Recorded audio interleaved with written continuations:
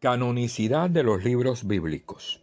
En esta lección vamos a detenernos en la palabra canon, que significa caña.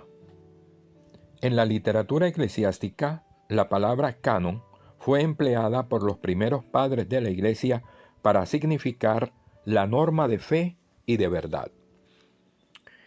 Canon es una determinada lista o catálogo o colección de los libros sagrados que son considerados como inspirados por Dios. Los invito para que abran sus Biblias en el índice y ahí encontrarán los libros canónicos. Se han considerado dos clases de libros canónicos: los protocanónicos y los deuterocanónicos. Los libros protocanónicos son aquellos de cuya inspiración divina nunca se ha dudado, ni por la religión judía ni por la cristiana, sea católica, protestante u ortodoxa. Los libros deuterocanónicos son aquellos de cuya inspiración se dudó algún tiempo, por alguna religión o denominación particular. Estos libros deuterocanónicos del segundo canon son, en el Antiguo Testamento, Tobías, Judith, Sabiduría, Eclesiástico, Baruc, libros 1 y 2 Macabeos, fragmentos de los libros de Daniel y Esther. Y en el Nuevo Testamento tenemos la carta a los Hebreos, la carta de Santiago, la segunda carta de Pedro, la segunda y tercera carta de Juan y el Apocalipsis. También algunos versículos de los evangelios de Marcos, Lucas y Juan. Los libros deuterocanónicos del Nuevo Testamento son admitidos por todos los cultos cristianos. Como consecuencia de lo anterior, hay dos clases de cánones: el canon judío y el canon cristiano católico.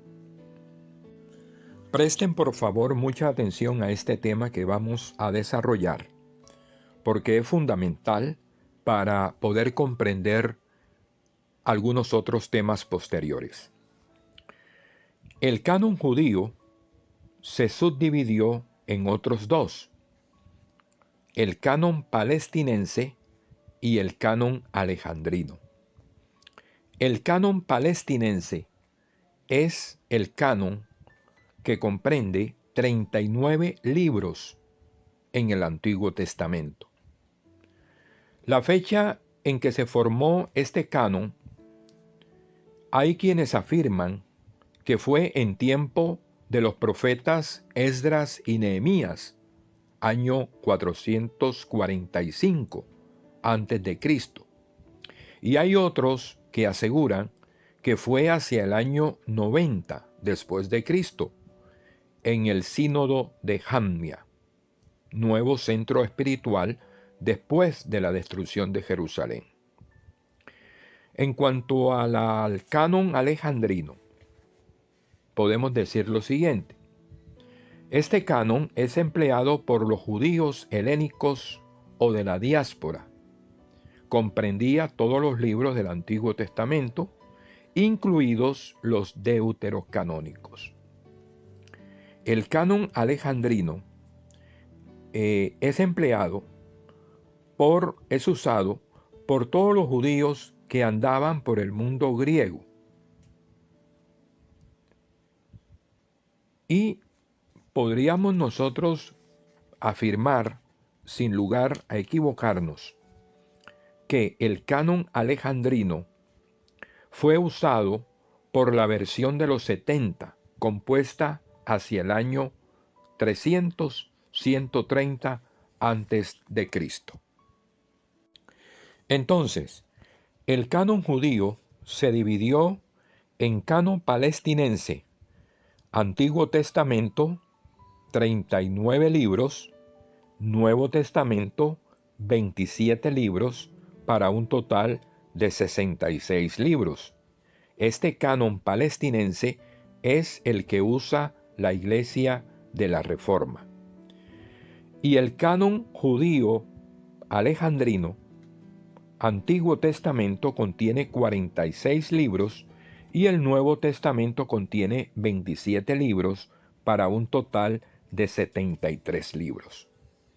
Hay otro canon que denominamos el canon cristiano católico, admitido por católicos y ortodoxos.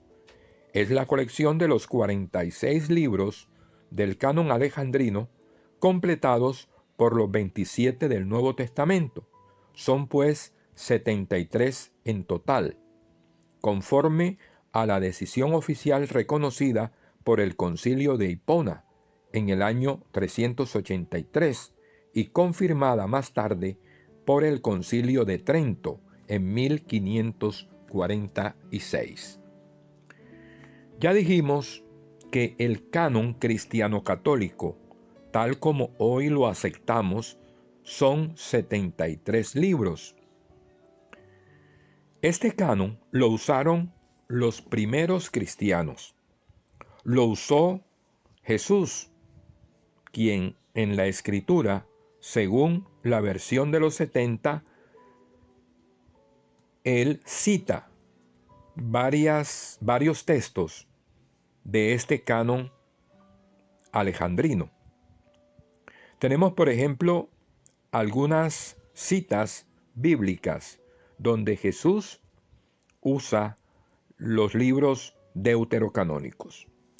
También los apóstoles empleaban esta misma versión y nombran libros deuterocanónicos como el de Judith, Sabiduría, Eclesiástico.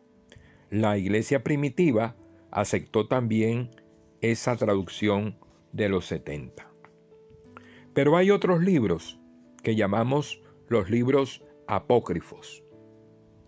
Los historiadores hablan de estos libros apócrifos. ¿Qué significa la palabra apócrifo?